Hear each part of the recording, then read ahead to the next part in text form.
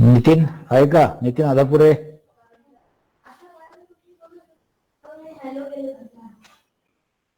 Okay good. त्यांना सगळ्यांना त्याच्यावर येते मोबाईलवर जॉईन करू का?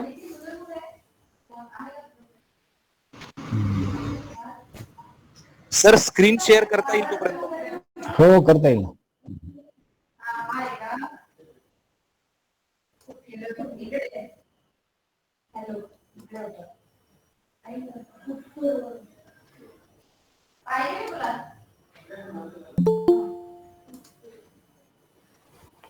Is it okay? स्क्रीन दिसतोय ना?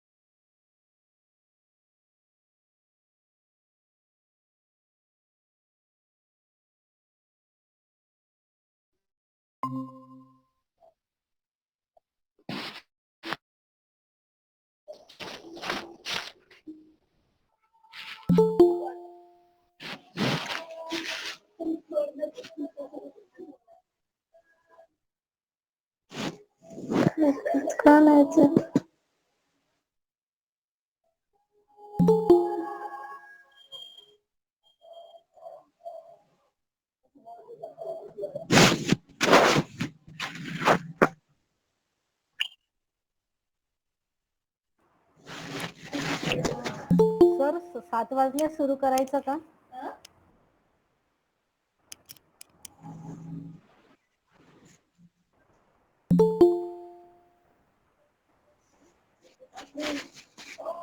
नमस्कार. विज्ञान भारती देवगिरी प्रांततर्फे स्वातंत्र्याचा अमृत महोत्सव वर्षानिमित्त आयोजित व्याख्यानमालेत आपले मनपूर्वक स्वागत. विज्ञान भारतीचे मूळ स्वदेशी सायन्स मूव्हमेंट होय. तसेच विज्ञान भारतीचे कार्यक्षेत्र प्राचीन भारतीय विज्ञान आणि आधुनिक भारतीय विज्ञान आहे. विज्ञान भारतीचे राष्ट्रीय अध्यक्ष माननीय श्री विजयजी भटकर सर असून श्री अनिलजी काकोटकर, श्री शेखर मांडे सर जे CSIR चे महानिदेशक आहे, असे अनेक शास्त्रज्ञ हे विज्ञान भारतीशी जोडलेले आहे. विज्ञान भारती विज्ञानाचे अनेक उपक्रम राबवित असून स्वातंत्र्याचे अमृत महोत्सव निमित्त साधून स्वातंत्र्यपूर्व भारतीय शास्त्रज्ञांची आपली ओळख होण्यासाठी या व्याख्यानमालेचे आयोजन करण्यात आलेले आहे. मित्रांनो, आपले राष्ट्र अनेक वर्ष इंग्रजांच्या शासनात होते. इंग्रजांनी शास्त्राचा हत्यार म्हणून वापर केला. त्या काळी त्यांनी भासविले की भारतीय लोकांची विज्ञान शिकण्याची कुवतच नाही. तसेच त्यांच्यात वैज्ञानिक दृष्टिकोन नसल्यामुळे लॉजिकल थिंकिंगची ॲबिलिटी त्यांच्यात नाही. म्हणून भारतीयांना नेहमी दुय्यम वागणूक इंग्रज देत असत. तरी अशा कठीण परिस्थितीत काही लोकांनी भारतीयांना विज्ञान शिकता यावे, संशोधन करता यावे यासाठी प्रयत्न करून काही संस्था उभारल्या. म्हणून अशा या वैज्ञानिकांचे परिचय होण्यासाठी विज्ञान भारतीने या व्याख्यानमालेचे आयोजन केलेले आहे. या व्याख्यानमालेत अगोदर 3 पुष्प गुंफले गेले आहे. आज चतुर्थ पुष्प म्हणजे रमन परिणामाचे उद्गाते गुंफले जाणार आहे.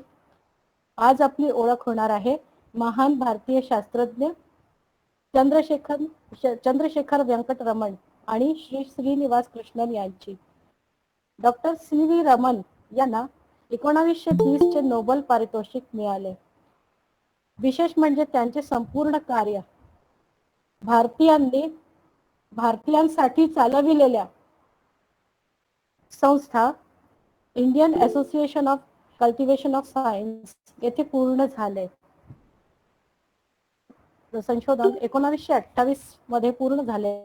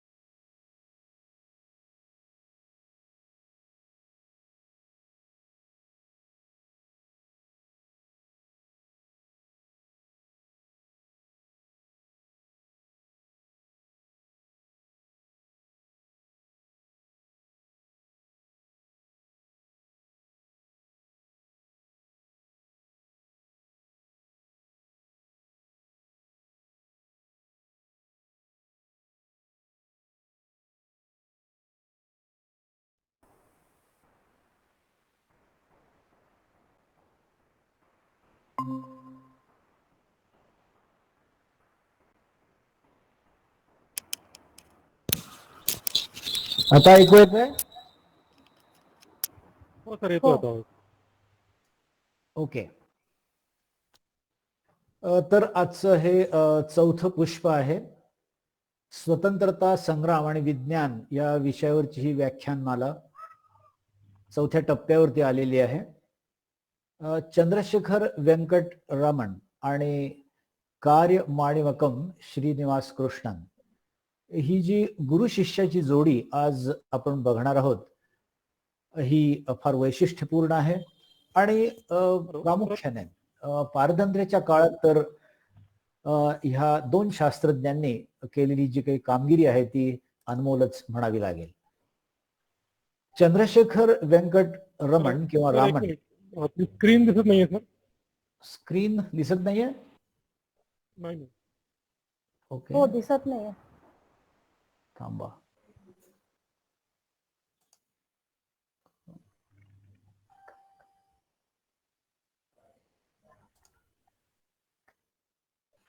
स्क्रीन हा फुल स्क्रीन.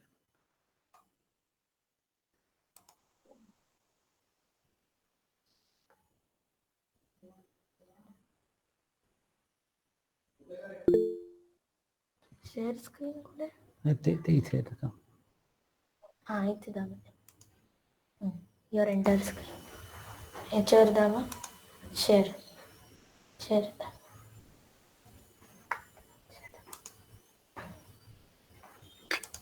नाही रे.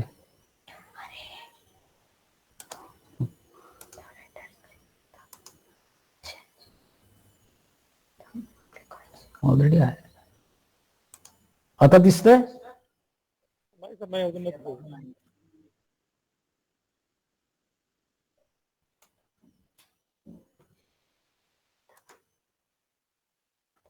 आता? आता आली सर. Yes, okay, good. तर चंद्रशेखर व्यंकट रामन यांचा जन्म 7 नोव्हेंबर 1888 ह्या दिवशी तिरुचेरापल्ली किंवा त्रिचनापल्ली आपण जे म्हणतो त्या ठिकाणी झालाय. 21 नोव्हेंबर 1970 या दिवशी बेंगलोर येथे यांचं निधन झालेलं आहे. अर्थातच पारतंत्र्यात जन्मलेल्या या शास्त्रज्ञाने जी काही करामत करून दाखवली, प्रामुख्याने नोबेल पारितोषिक मिळवण्याची, ती विशेष म्हणावी लागेल.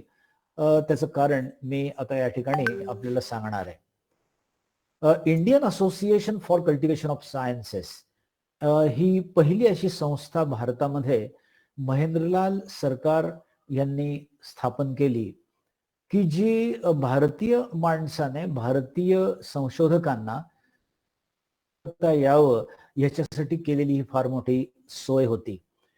आणि विशेष म्हणजे ही संस्था जशी स्थापन झाली तसं 1890 सालापर्यंत, म्हणजे 70 ते 90 या साधारणपणे 20 वर्षामध्ये ह्या प्रयोगशाळा, ह्या संस्थेमध्ये ज्या काही बांधल्या गेल्या, ही संपूर्ण बांधणी सी व्ही रमन यांच्या नेतृत्वाखाली झालेली आपण बघतो.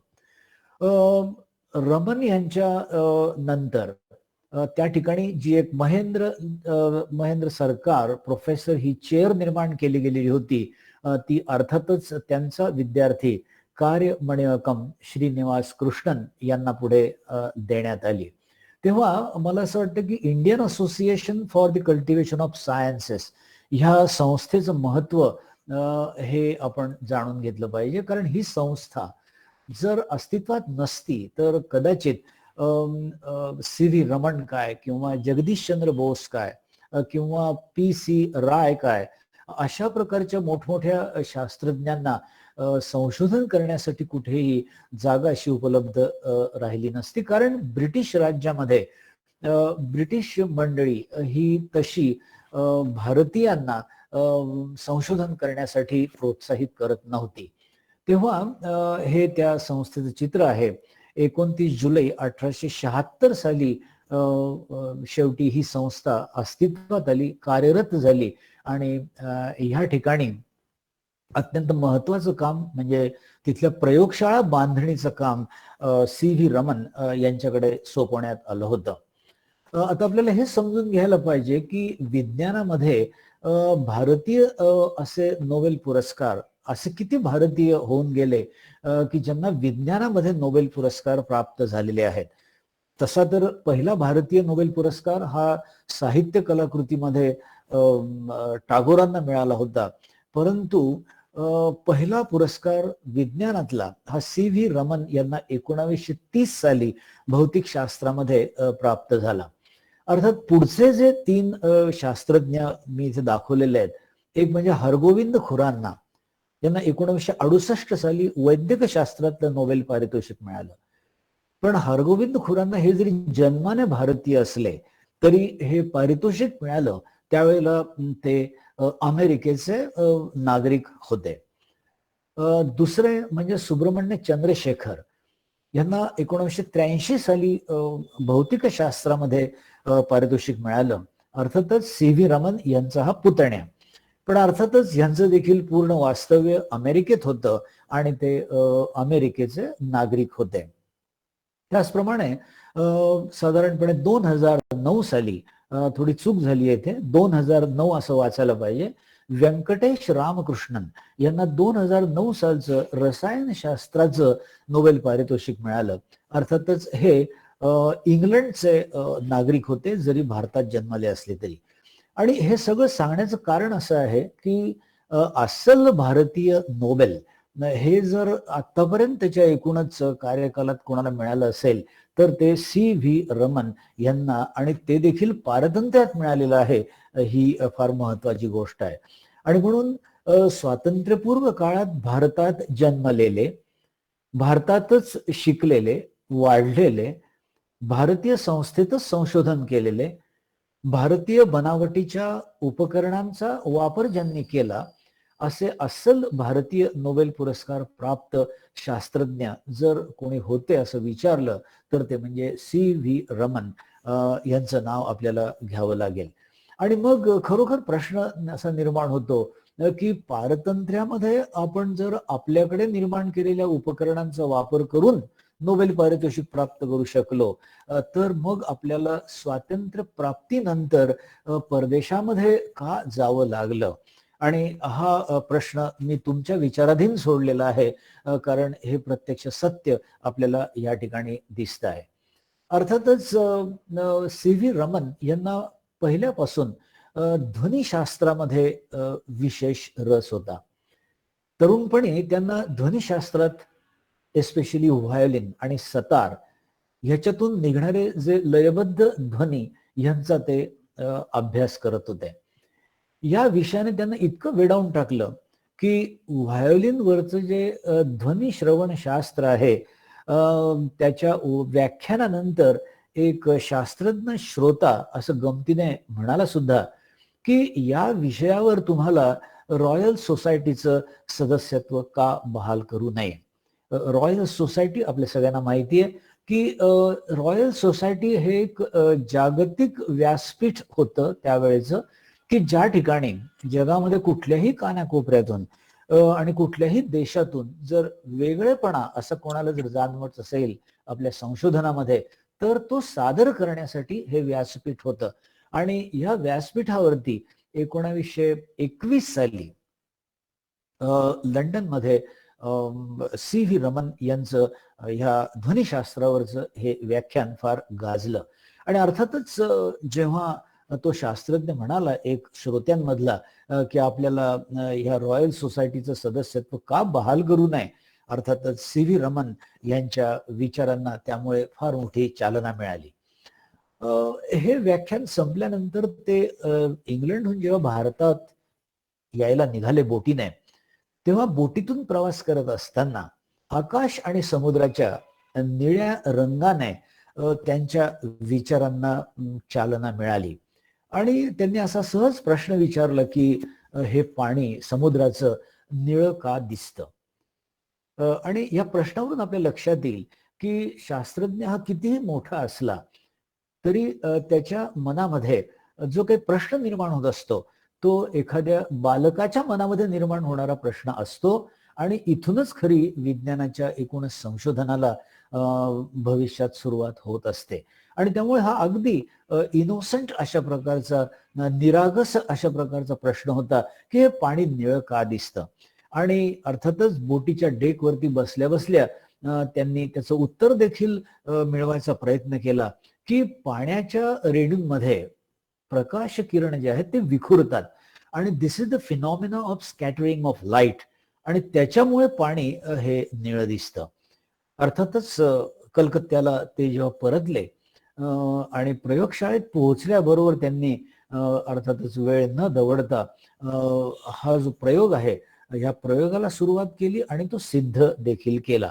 तेव्हा अशा प्रकारे मनात आलेल्या शंका आणि प्रामुख्याने प्रकाशशास्त्राच्या संबंधातल्या यांचा छडा लावण्याचं एक वेड सी व्ही रमन यांना त्यावेळेला लागलेलं होतं. आणि त्यातूनच अशा वेगवेगळ्या प्रश्नांची उत्तरं मिळवण्यासाठी Indian association for the cultivation of sciences ही संस्था बंगालमधली त्यांना नेहमी मदतीचा हात पुढे करत असे.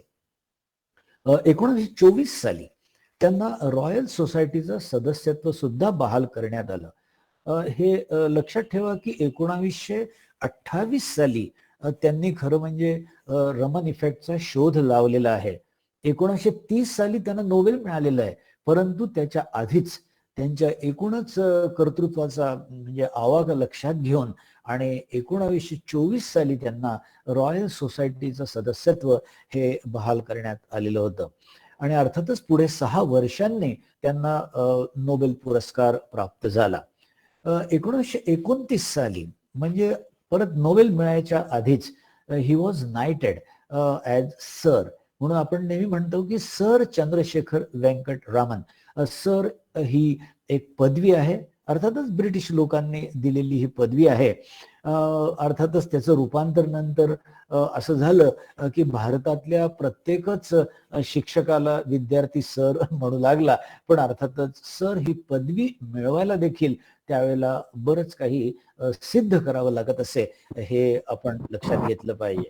तेव्हा शेवटी यांचं नाव सर चंद्रशेखर व्यंकट रामन म्हणून ते समाजामध्ये आणि विज्ञानाच्या एकूणच क्षेत्रामध्ये ओळखले जाऊ लागले. अर्थातच ज्यांचं शिक्षण झाल्यानंतर हे विज्ञानाकडे तसे न येता खरं म्हणजे इंडियन फायनान्स डिपार्टमेंटमध्ये त्यांनी नोकरी पत्करलेली होती 1917 साली.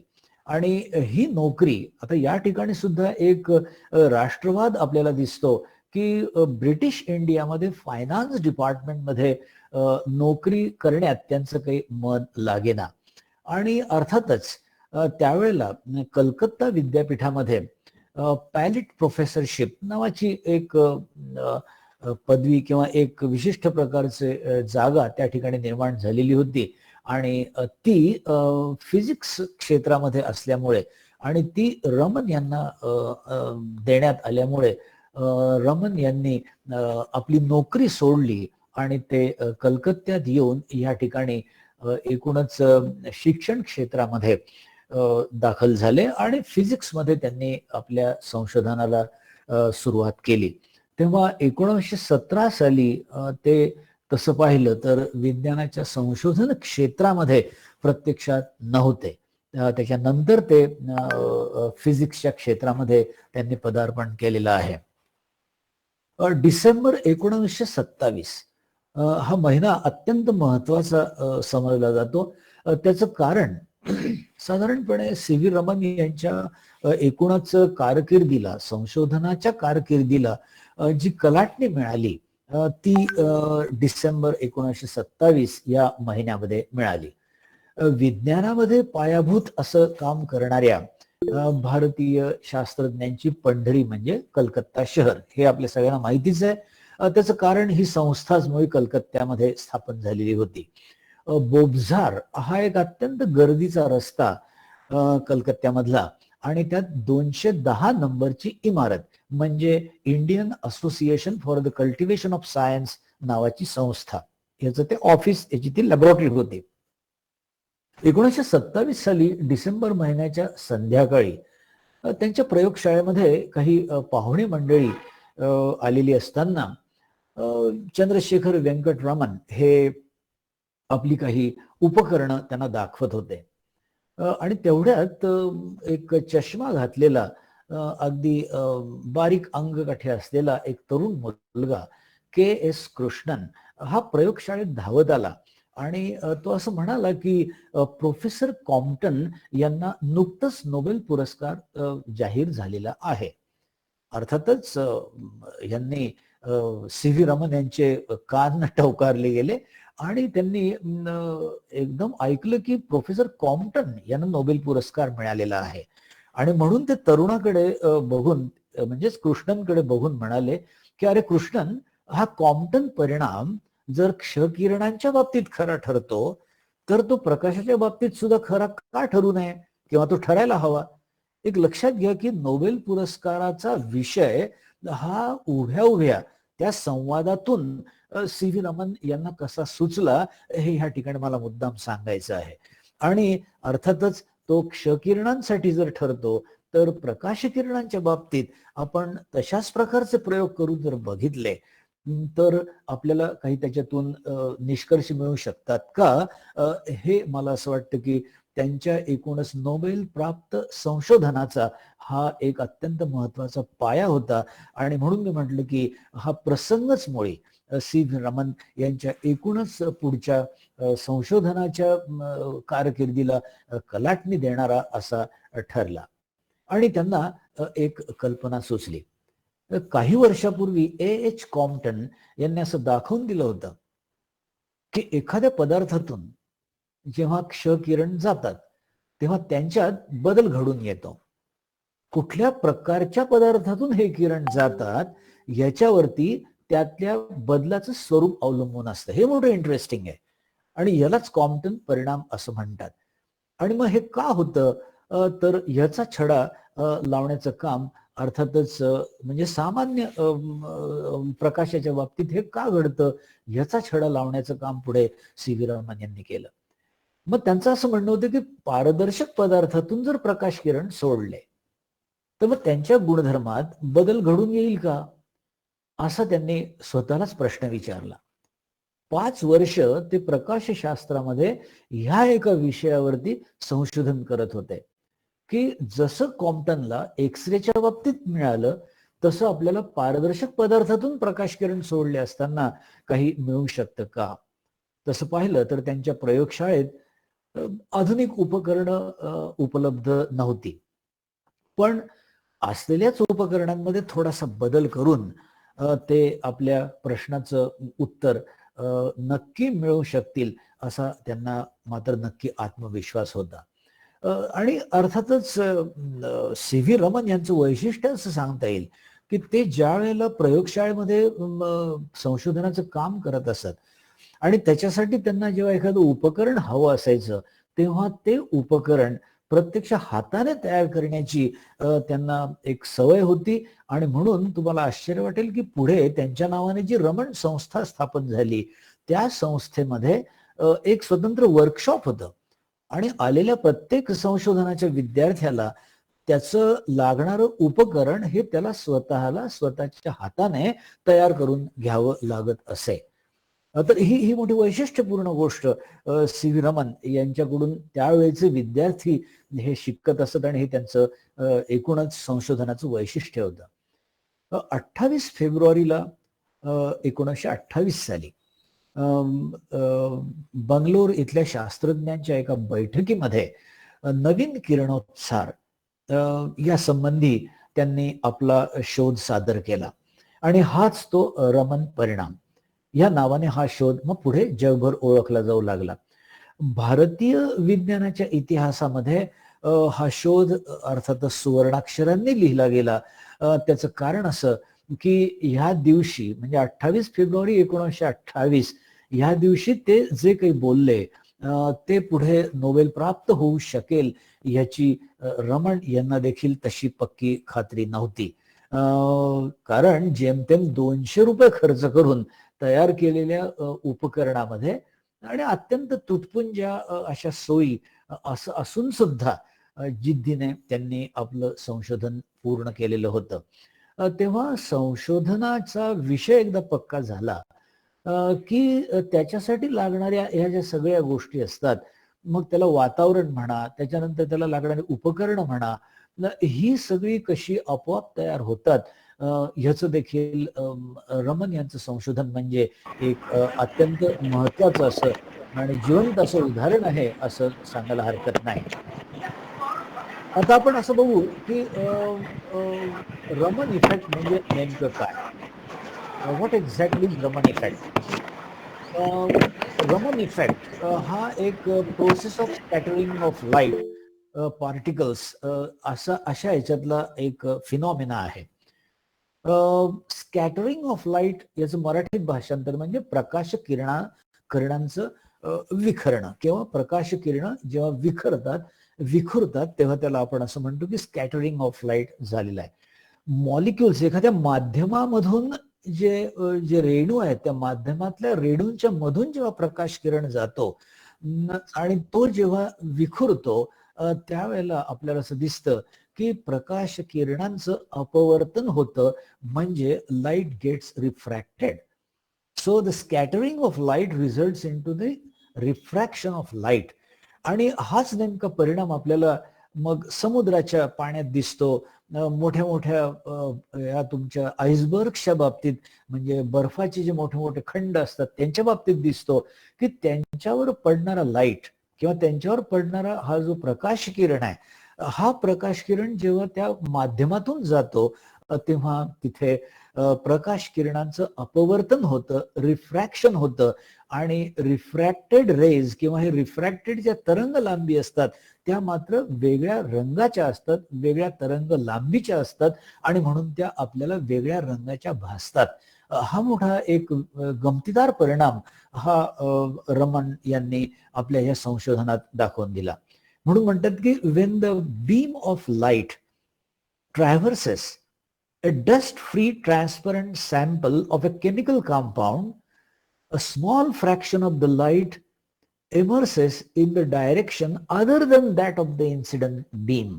म्हणजे त्याच्यामधून रिफ्रॅक्शन होऊन काही जे किरण आहेत ते वेगळ्या दिशेने आपल्याला जाताना दिसतात आणि ते जे काही जातात त्यांचा जो रंग असतो तो रंग तो पदार्थ घेतो. आणि हे आता मी पुढे तुम्हाला आणखीन चांगल्या आणि व्यावहारिक उदाहरणातून समजून सांगण्याचा प्रयत्न करणार आहे. आणि हे बघण्यासाठी रमन यांनी स्पेक्ट्रोस्कोप नावाचं एक यंत्र तयार केलं. त्याला रामन स्पेक्ट्रोस्कोपी असं म्हणतात. Raman spectroscopy is used in many varied fields. आता बघा की it rapidly characterises the chemical composition and structure of the sample. तुम्ही जे काही सॉलिड म्हणा, लिक्विड म्हणा, गॅस म्हणा किंवा जेल म्हणा किंवा स्लरी किंवा पावडर या स्वरूपामध्ये ते रसायन जेव्हा तुम्ही त्या ट्यूबमध्ये ठेवाल आणि त्याच्यातून जेव्हा हे प्रकाश किरण जातात तेव्हा ते त्या विशिष्ट पदार्थाच्या गुणधर्मानुसार, लक्षात घ्या, त्या विशिष्ट प्रकारच्या पदार्थाच्या गुणधर्मानुसार त्यांचा जो काही त्यांचे जे किरण आहेत ते रिफ्रॅक्ट करतात. हा त्यातला सिद्धांत आहे. ह्याच्याने काय झालं की हा जरी शोध फिजिक्स मधला असला, पुन्हा ऐका नीट, की हा जरी शोध फिजिक्स मधला असला तरी जास्तीत जास्त व्यावहारिक फायदा हा रसायनशास्त्राला झालेला आहे. त्याचं कारण केमिकल कॉम्पोजिशन एखाद्या मूलद्रव्याचं शोधून काढणं ही तशी फार किचकट बाब होती. पण या ठिकाणी केवळ तुम्ही रिफ्रॅक्टेड लाईटची वेव्हलेंथ ही काय आहे हे जर तुम्ही समजून घेतलं तर तुम्हाला त्या रासायनिक कंपाऊंडचं कॅरेक्टर किंवा गुणधर्म हे समजायला सोपे जायला लागले. तेव्हा इतका प्रचंड मोठा याचा आवाका नंतर मग तो केमिस्ट्री मधून बायोलॉजी पर्यंत गेला आणि अशा रीतीने विविध शास्त्रांमध्ये ही स्पेक्ट्रोस्कोपी अत्यंत महत्वपूर्ण अशी ठरेल असं ह्या संशोधनाचं एकूण विस्ताराने पाहिलं तर स्वरूप आपल्याला सांगता येईल. आणि अर्थातच या ठिकाणी मग जगभरातली शास्त्रज्ञ मंडळी ही रमन यांच्या प्रयोगशाळेमध्ये येऊन आणि त्यांचं जे समोर इथे दिसतंय इन्स्ट्रुमेंट तुम्हाला, हे त्यांचे उपकरण आहे. आणि ह्या उपकरणाने केलेली ही जादू आहे हे आपण सगळे कृपा करून लक्षात घ्या. 1930 साली पदार्थ विज्ञान या विषयातलं नोबेल पुरस्काराने ते जेव्हा सन्मानित त्यांना करण्यात आलं तेव्हाच हे प्रत्यक्ष चित्र आपल्याला दिसतंय. त्या समारंभामध्ये डावीकडून आपल्याला CV रमन फिजिक्सचं नोबेल हातात घेतलेले दिसत आहेत. त्याच्यानंतर त्यांचे शेजारी जो आहे तो आहे हान्स फिशर, केमिस्ट्रीचं नोबेल 1930 सालचं त्यांना मिळालेलं आहे. कार्ल लँडस्टॅनर फार महत्वाचं आहे, ज्याने रक्त गट शोधून काढले, त्यांना मेडिसिन, फिजिओलॉजी आणि मेडिसिनचं त्या वर्षी नोबेल प्राप्त झालं होतं. आणि सिनक्लेअर लुईस यांना 1930 सालचं लिटरेचरचं नोबेल पारितोषिक प्रदान करण्यात आलं होतं. तेव्हा अशी ही जगन्मान्य मंडळी ह्या ठिकाणी आपल्याला सगळ्यांना दिसत आहेत. आणि ह्याच्यामध्ये हा भारताचा हिरा CV रमन यांच्या रूपामध्ये आपल्याला या सगळ्या दिग्गज लोकांमध्ये या ठिकाणी नोबेल पुरस्कार प्राप्त अशा पद्धतीने आपण बघतो आहोत. तेव्हा रमन यांना पुरस्कार मिळाल्यानंतर म्हणजे 1930 सालानंतर साधारणपणे 10-15 वर्ष गेली आणि भारतामध्ये आणखीन काहीतरी चांगल्या प्रकारे एक अकॅडमी निर्माण व्हायला पाहिजे म्हणून सायन्स अकॅडमी ही निर्माण करण्याचे प्रयत्न साधारणपणे 1925 ते 1930 सालापासून म्हणजे नोबेल मिळाल्यानंतर सुरू झालेले होते. पण त्याला काही स्वरूप येत नव्हतं.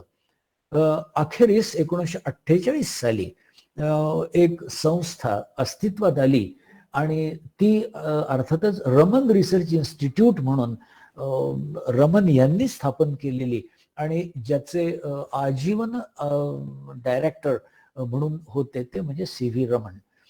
Institute of science research, scientific research ही बँगलोरमध्ये स्थापन करण्यात आली आणि CV रमन यांनी ती स्थापन केली. अर्थात ही प्रायव्हेटली ओन्ड अशा प्रकारची पहिली विज्ञान संस्था भारतातली होती, हे मला इथे विशेषत्वाने सांगायचं आहे. CV रमन इतके म्हणजे भारावून गेले होते, इतके मोटिवेटेड झाले होते की त्यांनी स्वतः खर्च करून आणि एक प्रायव्हेट इन्स्टिट्यूट, अर्थातच त्याच्यानंतर आपण बघतो की जी आता बेंगलोरला इन्स्टिट्यूट ऑफ सायन्स नावाने गव्हर्नमेंट ऑफ इंडियाची इन्स्टिट्यूट म्हणून, जगप्रसिद्ध इन्स्टिट्यूट म्हणून जी मानली जाते, ती म्हणजे दुसरी तिसरी कुठली नसून तीच रमन रिसर्च इन्स्टिट्यूट, जी 1948 साली स्थापन करण्यात आली. सांगण्याचा अर्थ असा आहे की 1948 साली म्हणजे स्वातंत्र्य प्राप्तीनंतर आपल्याला असं दिसतंय की आता इथे शास्त्रज्ञ लोक इतके भारावून गेलेत की त्यांनी स्वतःच्या वैयक्तिक प्रयोगशाळा निर्माण करून आणि विज्ञान संशोधनाचा प्रसार हा भारतामध्ये अत्यंत वेगाने सुरू कसा होईल ह्याच्याकडे लक्ष द्यायला सुरुवात केलेली आहे. 48 साली संस्था स्थापन झाल्यानंतर मोठे मोठे दिग्गज लोक या संस्थेला अर्थातच भेट देत असत आणि त्याच्यामध्ये पंडित जवाहरलाल नेहरूंची भेट ही अतिशय महत्वपूर्ण ठरलेली आहे. ही भेट, ह्या भेटीच्या वेळी जे दोन खूप छानदार म्हणजे प्रसंग घडले ते मुद्दाम तुम्हाला इथे सांगणार आहे. When the Nehru paid a visit to this institute, Raman welcomed him by offering a fresh rose which he fixed in his buttonhole. Raman यांनी त्यांचं स्वागत केलं, त्यांना सुंदरपैकी गुलाबाचं फूल दिलं आणि त्याने ते गुलाबाचं फूल आपल्या बटन त्यांच्या त्या शेरवानीमध्ये खोचलं.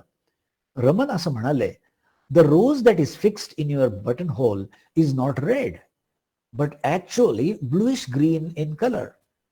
ते असं म्हणाले की हे जे काही तुम्ही फूल आता इथे खोचलेलं आहे, हे दिसायला जरी लाल असलं तरी हे लाल नाही आहे, हे ऍक्च्युअली निळसर आणि हिरवट रंगाचं असं आहे.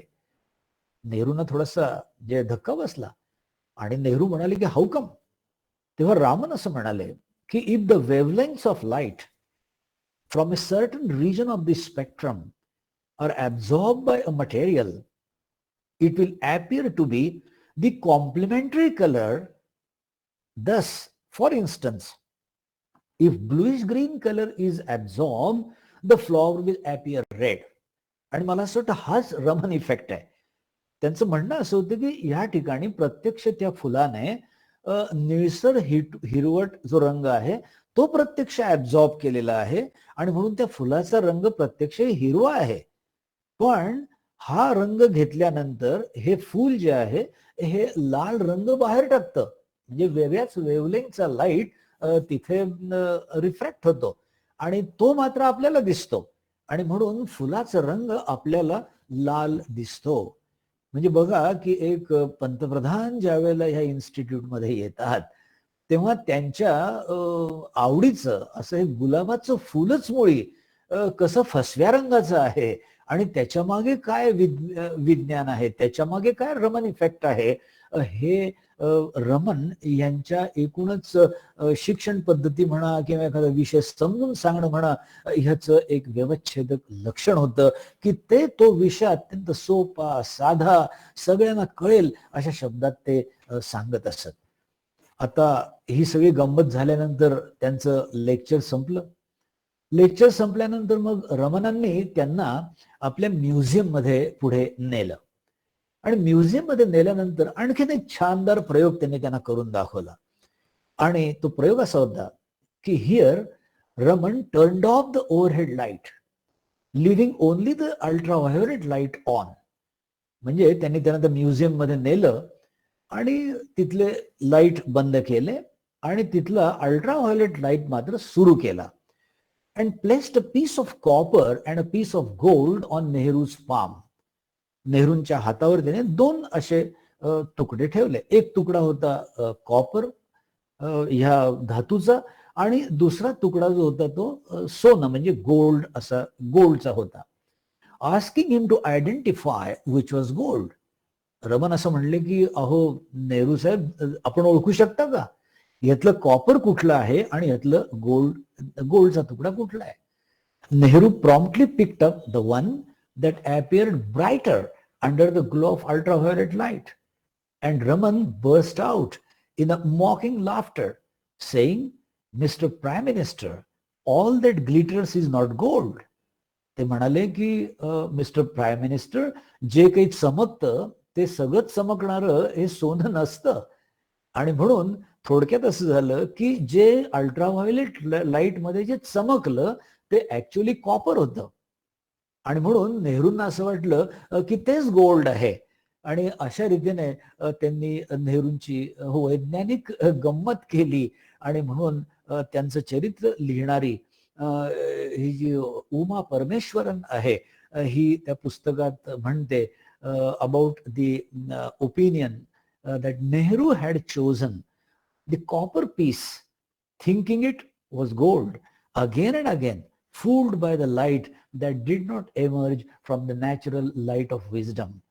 तेव्हा अशा प्रकारे या दोन अत्यंत मला वाटतं महत्वपूर्ण अशा घटना आहेत की एखादी खूप मोठी पंतप्रधानांच्या खुर्चीतली व्यक्ती म्युझियम मध्ये येते आणि त्यांना अशा प्रकारे दोन वैज्ञानिक प्रयोग करून आश्चर्यचकित करून टाकलं या सी.व्ही. रमन यांनी. तेव्हा सी.व्ही. रमन यांना 1948 साली, मी आता म्हटलं की रमन संशोधन संस्था ही स्थापन झाली आणि याच ठिकाणी ते शेवटपर्यंत संशोधन करत होते. 1954 साली त्यांना भारतरत्न पुरस्काराने देखील सन्मानित करण्यात आलेलं आहे. त्यांच्या मावळतीच्या दिवसामध्ये निसर्गातल्या रंगांनी त्यांच्या मनामध्ये कुतूहल जागृत केलेलं होतं. मग ती फुलपाखरं असोत की फुलं असोत, वस्तू सुंदर का दिसतात, हिरा आणि खडे यांना चकाकी किंवा रंग कशामुळे येतो, या प्रश्नांची उत्तरं शोधण्यात ते घडून गेले होते. प्रामुख्याने लहान मुलांमध्ये ते शेवटी खूपच रममाण झालेले होते. तरुण शास्त्रज्ञांना ते नेहमी सांगत की आपल्या भोवतालच्या जगाचं निरीक्षण करा, फक्त प्रयोगशाळेच्या 4 भिंतीत स्वतःला कोंडून घेऊ नका. ते नेहमी म्हणत की स्वतंत्र विचार करण्याची शक्ती आणि अथक परिश्रम हाच विज्ञानाचा गाभा आहे, यंत्र सामुग्री नव्हे. तर अशा प्रकारे एक महान अशा प्रकारचा संदेश त्यांनी भारतीय शास्त्रज्ञांना दिल्याचं आपण बघतो. 28 फेब्रुवारी हा राष्ट्रीय विज्ञान दिन म्हणून साजरा केला जातो. बरेच लोक म्हणतात की त्या दिवशी सी.व्ही. रमन यांचा वाढदिवस तरी असेल किंवा आणखीन काही. तर असं काही नसून 28 फेब्रुवारी 1928 ह्या दिवशी रमन इफेक्ट हा पत्रकार परिषद घेऊन सी.व्ही. रमन यांनी जगापुढे मांडला. हे आपण लक्षात घेतलं पाहिजे आणि म्हणून आपण 28 फेब्रुवारी हा विज्ञान दिन म्हणून साजरा करतो. So in the history of science we often find that the study of some natural phenomena has been the starting point in the development of a new branch of knowledge. हे सी.व्ही. रमन यांचं अतिशय गाजलेलं वाक्य आहे आणि म्हणून मी तुम्हाला म्हटलं की अतिशय लहान मुलाच्या मनात, एखाद्या निरागस बालकाच्या मनात जे प्रश्न निर्माण होतात, अशा प्रश्नांनीच नवीन एखाद्या विज्ञानातल्या विषयाला सुरुवात होत असते, असं सी.व्ही. रमन हे म्हणत असत. त्यांचा विद्यार्थी, मी आपल्याला म्हटलं की ह्या एकूणच म्हणजे रमन इफेक्ट ह्या एकूण प्रयोगाच्या प्रक्रियेमध्ये, प्रयोगाच्या मालिकेमध्ये कार्यमणिवकम श्रीनिवास कृष्णन किंवा ज्याला के.एस. कृष्णन ह्या नावाने आपण ओळखतो, यांचा हातभार फार मोलाचा होता. ते अत्यंत त्यांचे आवडते विद्यार्थी होते. 4 डिसेंबर 1898 रोजी वॉट्रॅप येथे म्हणजे तामिळनाडू मध्ये त्यांचा जन्म झाला आणि 14 जून 1961 रोजी ते वारले. तेव्हा असे के.एस. कृष्णन यांचा देखील पुन्हा संबंध हा Indian association for the cultivation of sciences याच संस्थेकडे जातो. प्राथमिक शिक्षण मद्रासमध्ये पूर्ण करून 1920 साली संशोधन करण्यासाठी म्हणून ते कलकत्त्याला गेले. म्हणजे आता बघा की सी.व्ही. रमन काय किंवा कृष्णन काय, ही सगळी तशी दक्षिण भारतातली मंडळी होती, पण कलकत्ता ही पंढरी असल्यामुळे विज्ञानाची ही सगळी मंडळी इथे Indian association for cultivation of sciences मध्ये संशोधन करण्यासाठी आलेली आपण बघतो. तिथे ह्या संस्थेमध्ये सी व्ही रमन यांच्या मार्गदर्शनाखाली प्रकाशशास्त्रामध्ये त्यांनी आपल्या संशोधनाला सुरुवात केली. रमन इफेक्ट हा अत्यंत महत्वपूर्ण संशोधनाचा जो विषय होता, यामध्ये कृष्णन यांचा वाटा मोलाचा होता. आणि आपल्या सगळ्यांना माहिती आहे की ह्याच काळात काही म्हणजे एक वर्षभरानंतर असेल की भारतामध्ये जवळजवळ 12 प्रयोगशाळांची स्थापना करण्यात आली, साधारणपणे 1948च्या सुमाराला. आणि 1948 साली दिल्लीमध्ये जी अत्यंत महत्वपूर्ण अशी संस्था स्थापन झाली, ज्याला आपण नॅशनल फिजिकल इन्स्टिट्यूट म्हणतो, पदार्थ विज्ञान प्रयोगशाळा, ह्याचे हे पहिले संचालक होते. जशी नॅशनल केमिकल लॅबॉरेटरी पुण्यात निर्माण झाली, तशी नॅशनल फिजिकल लॅबॉरेटरी ही दिल्लीमध्ये स्थापन करण्यात आली. आणि त्याचे पहिले संचालक म्हणून अर्थातच कृष्णन यांनी आपला कार्यभार स्वीकारला. त्यावेळी देखील जवाहरलाल नेहरूंच्या साक्षीनेच कृष्णन यांनी त्याचा कार्यभार स्वीकारलेला आपण बघतोय. कृष्णन यांच्या काळामध्ये एक महत्वपूर्ण बदल असा झाला की ह्या ठिकाणी जसं रमनांनी रमन रिसर्च इन्स्टिट्यूट काढली, तसं आता राष्ट्रीय प्रयोगशाळा ह्या अस्तित्वात आल्या. आणि 1955 मध्ये 21 नोव्हेंबर 1955 या दिवशी नॅशनल फिजिकल लॅबॉरेटरीमध्ये काही परदेशी मंडळी त्या ठिकाणी नेमकं काय चाललंय हे जाणून घेण्यासाठी तिथे आलेली होती. आणि ह्या ठिकाणी ह्या 2 व्यक्ती तुम्हाला दिसतात त्या फार महत्वाच्या आहेत.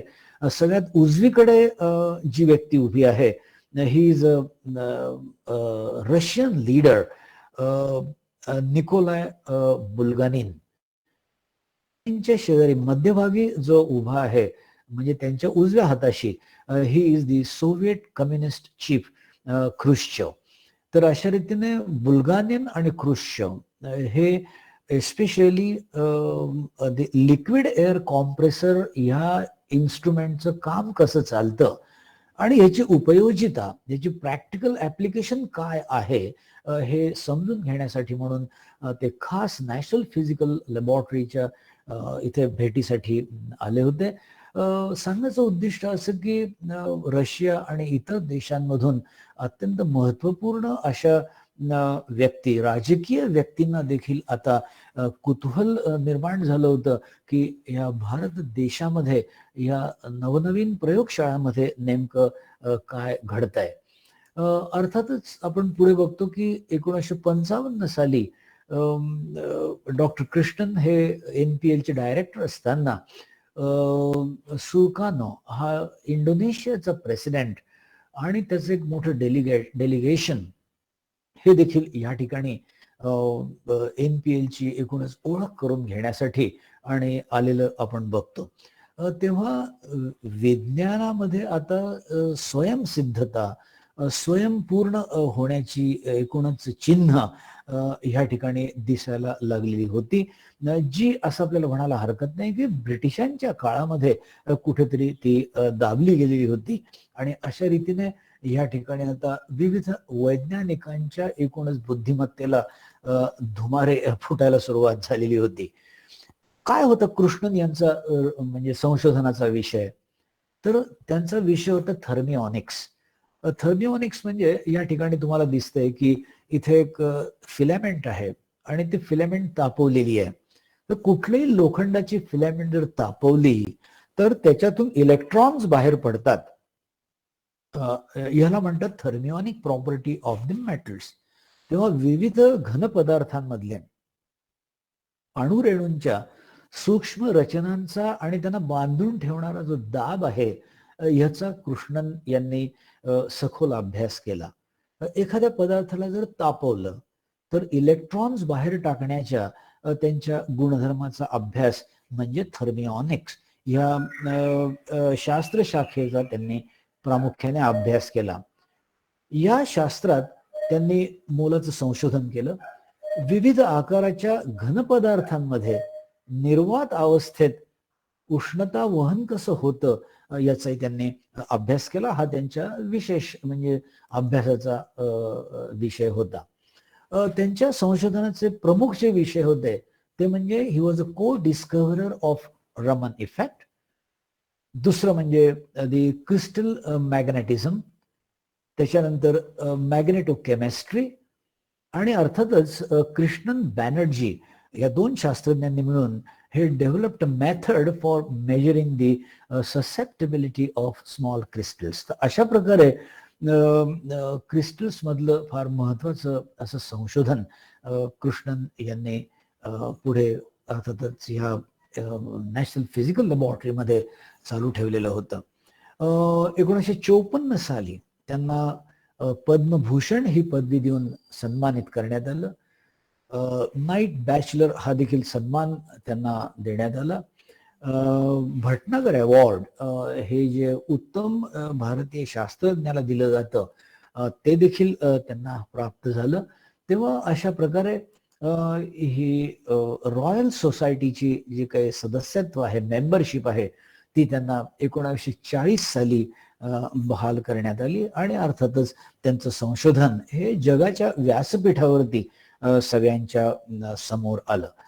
तेव्हा अशा प्रकारे सी.व्ही. रमन आणि त्यांचे विद्यार्थी कृष्णन ह्या एकूणच जोडीने रमन इफेक्ट हा परिणाम जगाला दिला. भारताला नोबेल पारितोषिक, पहिलं विज्ञानात नोबेल पारितोषिक प्राप्त करून दिलं. आणि अर्थातच तिसरी उपलब्धी म्हणजे भारतामध्ये स्वयंपूर्ण अशा प्रकारच्या विज्ञान संशोधन प्रयोगशाळांची निर्मिती व्हायला सुरुवात झाली. असं आपल्याला आजच्या ह्या दोन शास्त्रज्ञांच्या बाबतीत बोलता येईल. तेव्हा ह्या ठिकाणी आपण थांबूया. तेव्हा आज आपण रमन आणि कृष्णन यांच्या संबंधी त्यांच्या संशोधनासंबंधी आपण आज जे ऐकून घेतलं त्याबद्दल मी आपला अत्यंत आभारी आहे. धन्यवाद. धन्यवाद. आता आपल्याला काही प्रश्न विचारायचे असतील तर आपण the topic is open for discussion. Yes, over to Sachin.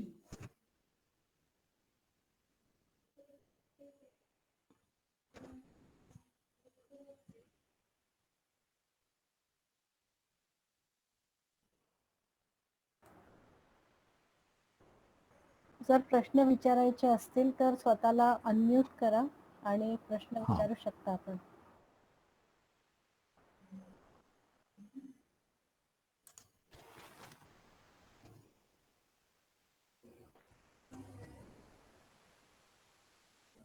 अर्थात आपल्यामध्ये काही तज्ञ बसलेले असतील तर ते देखील त्याची उत्तरं देतील.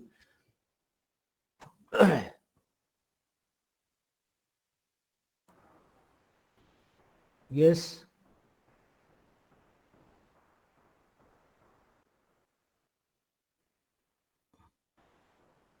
सर मला वाटतं की काही कोणाला शंका नाहीये.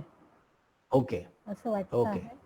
तर आदरणीय डॉक्टर रंजन गर्गे सर, आपण आज सर सी.व्ही. रमन आणि श्रीनिवास कृष्णन या गुरु शिष्याच्या जोडीची आम्हाला ओळख करून दिली आणि ह्याच्या पुढे जे आपले लेक्चर्स होतील त्या लेक्चर्स बद्दल आमच्या मनात क्युरियोसिटी निर्माण झाली आहे.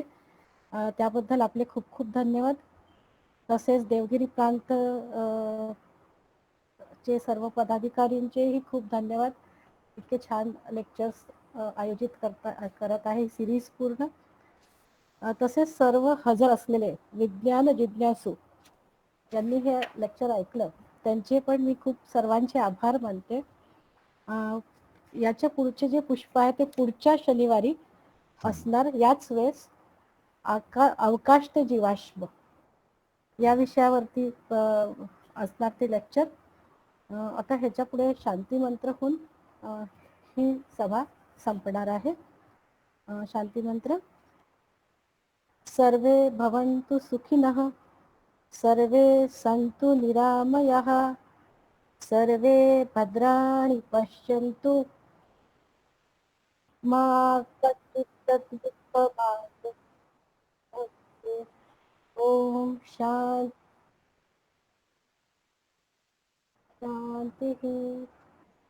नमस्कार.